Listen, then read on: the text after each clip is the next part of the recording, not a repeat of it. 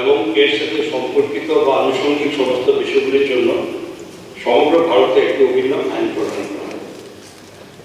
ভারত সরকার ব্যবসা করার সহযোগিতা, নাগরিকদের জীবনযাত্রার সহজতা এবং সমাজের বিভিন্ন অংশের জন্য সুশাসনের প্রচারের জন্য অনেক উদ্যোগ নিয়েছে।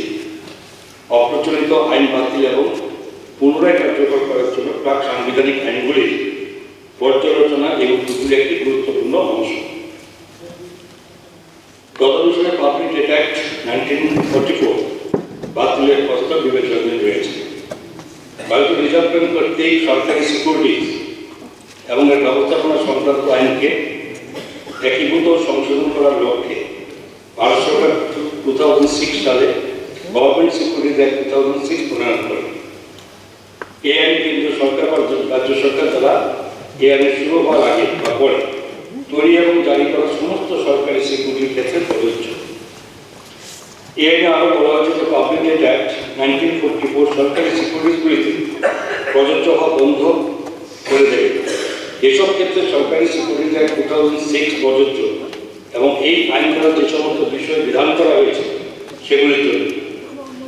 তা সত্ত্বেও পাবলিক ডেটা অ্যাক্ট 1944 বলবৎ ছিল।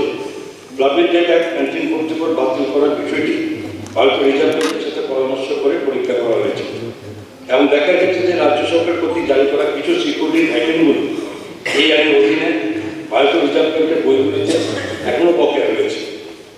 তাই পাবলিক ডেটা অ্যাক্ট 1944 বাতিল করার জন্য আইনের এই ধরনের বিধানগুলিকে সরকারি সিকিউরিটিজ বিল সংশোধন আনার মাধ্যমে সরকারি সিকিউরিটিজ অ্যাক্ট 2006 এর অধীনে অন্তর্ভুক্ত করে কার্যকর করার প্রয়োজনীয়তা পায়।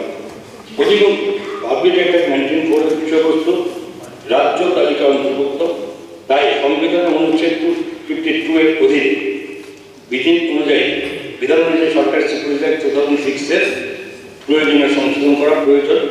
ভারত সরকার রাজ্য সরকারের সংবিধানের এই 252 উইদিন ব্র্যাকেট 1 অনুচ্ছেদের অধীনে প্রয়োজনীয় রেজুলেশন পাস করার জন্য বিবেচনার জন্য রাজ্য আইন সেবার সামনে বিষয়টি রাখার জন্য অনুরোধ করেছে। তদনুসারে ভারতীয় সংবিধান অনুচ্ছেদ 252 এর 1 নং ধারা অনুসারে বিধানসভাকে এই পাবলিক ডেটা অ্যাক্ট 1944 বাতিল করার